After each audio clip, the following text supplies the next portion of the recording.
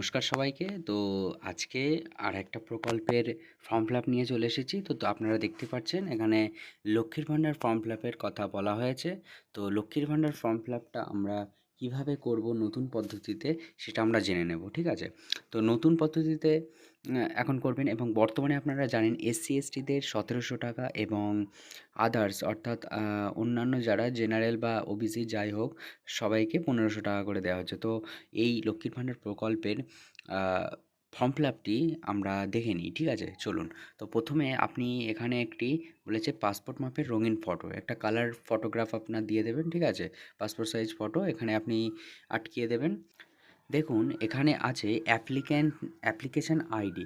তো এখানে আপনার অ্যাপ্লিকেশান আইডি দিতে বলেছে। তো এটা তো আপনি জানেন না, এবং এখানে কিন্তু লিখেও দিয়েছে যে শুধু আধিকারিকের জন্য। তো আপনারা এখানে দেখতে পাচ্ছেন, এখানে শুধু লেখা রয়েছে এটা আধিকারিকের জন্য, অর্থাৎ এটা যে অফিসাররা থাকবে তারা এটা পূরণ করবে, আপনার এটাকেতে কিছু করার দরকার নেই।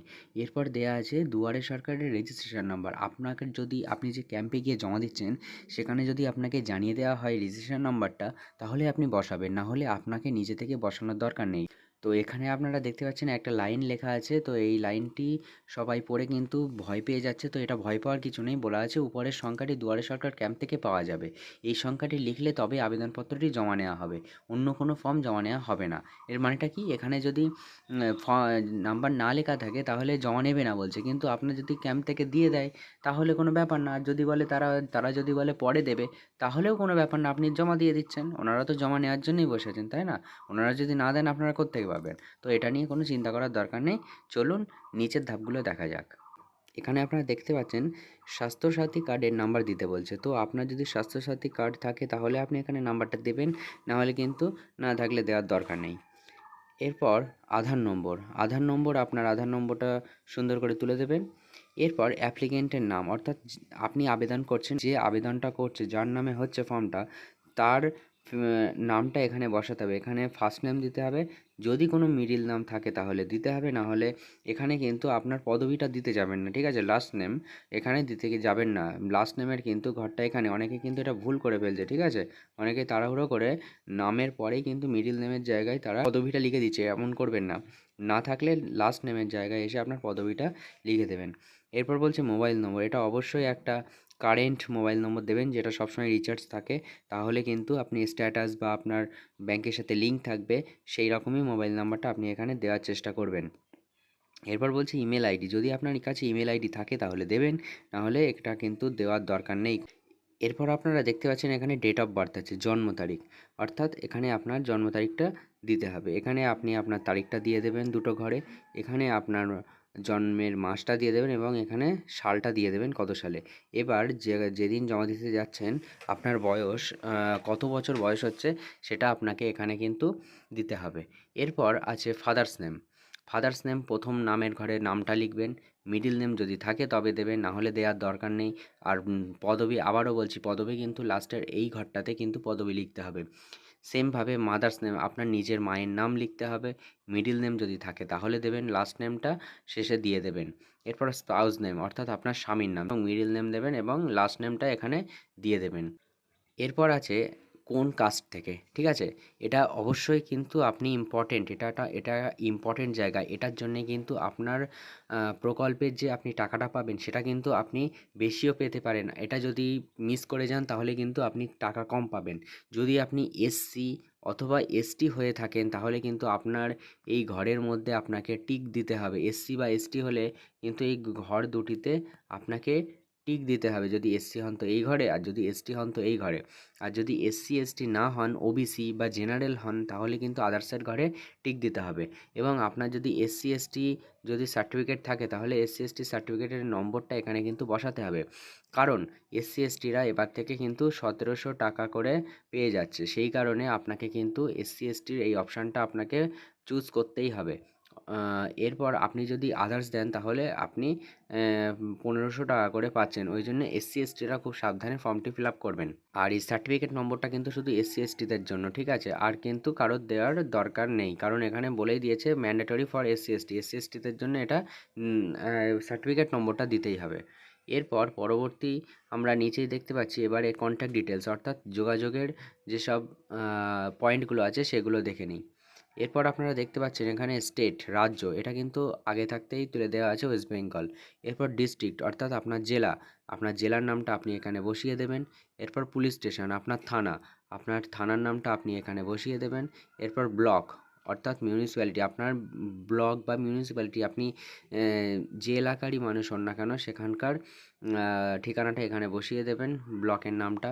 এরপর গ্রাম পঞ্চায়েতের হয়ে থাকলে গ্রাম পঞ্চায়েত বা ওয়ার্ড থাকলে ওয়ার্ডের নম্বরটা আপনি এখানে বসিয়ে দেবেন। এরপরে ভিলেজ বা টাউন বা সিটি, আপনার ভিলেজ বা আপনি কোন গ্রামে বাস করেন বা আপনার শহরের নামটা আপনি এখানে তুলে দেবেন। এরপর হাউস নম্বর, আপনি হাউস নম্বরটা আপনি দেখবেন যদি আপনার দেওয়া থাকে তাহলে আপনি এখানে দেবেন, জানা থাকলে অবশ্যই এখানে হাউস নম্বরটা আপনি দিয়ে দেবেন। এরপর পোস্ট অফিস, আপনার পোস্ট অফিস অর্থাৎ ডাকঘরের নামটা এখানে দিয়ে দেবেন। এরপর পিনকোড দিয়ে দেবেন, কোনো কাটাকুটি করবেন না। এরপর কিন্তু সবথেকে গুরুত্বপূর্ণ জায়গা ব্যাংক অ্যাকাউন্টের ডিটেলস, ব্যাংক অ্যাকাউন্টের ডিটেলস কিন্তু আপনাকে দিতেই হবে অবশ্যই, ঠিক আছে? এটাই কিন্তু এখানে কোনো কাটাকুটি করতে যাবেন না। প্রথমে আছে ব্যাংকের নাম, প্রথমে ব্যাংকের নামটা আপনি এখানে দিয়ে দেবেন। মনে করুন আপনার এসবিআই অর্থাৎ স্টেট ব্যাংক অফ ইন্ডিয়া, তো স্টেট, তারপরে একটা ঘর ফাঁকা রেখে ব্যাংক, তারপর একটা ঘর ফাঁকা রেখে ইন্ডিয়া। তো এইভাবে পূরণ করবেন, স্টেট ব্যাংক অফ ইন্ডিয়া একটা একটা ঘর ফাঁকা রেখে কিন্তু পূরণ করবেন। এরপর বলেছে ব্যাংক ব্রাঞ্চ নেম, ব্যাংকের শাখা আপনি কিন্তু আপনার পাসবুক, আপনার যে ব্যাংকের যে পাসবই আছে সেই পাসবইয়ের ভিতরে আপনি ব্রাঞ্চ নেম বলে আপনি একটা পেয়ে যাবেন নাম, সেটাই এখানে বসিয়ে দেবেন ব্রাঞ্চের নেম। এরপর ব্যাংকের অ্যাকাউন্ট নম্বর, খুব সুন্দরভাবে পরিষ্কারভাবে এখানে ব্যাংকের অ্যাকাউন্ট নম্বরটা দিয়ে দেবেন এবং আইএফএসসি কোড, আইএফএসসি কোড কিন্তু আপনার ব্যাংকের পাসবুকেই দেওয়া থাকে, কোনো ব্যাংকে যাওয়ার আপনার কিন্তু প্রয়োজন নেই যে এটা জানার জন্য। নিচে দেখতে পাচ্ছেন কি আপনাদের কোন কোন ডকুমেন্টস দিতে হবে, তো সেই ডকুমেন্টসগুলো দিতে হবে এবং সেই ঘরে কিন্তু টিক মারতে হবে। আরেকটা কথা কিন্তু এখানে ওরা বলে দিয়েছে, এটা কিন্তু আপনারা খেয়াল রাখবেন, বলছে সেলফ অ্যাটেস্টেড কপিজ, অর্থাৎ আপনার যেসব জেরক্স কপি দিচ্ছেন সেখানে কিন্তু আপনার নিজে হাতে সই করতে হবে, ঠিক আছে? আপনার নিজে হাতে সই করে সেগুলো কিন্তু আপনাকে দিতে হবে।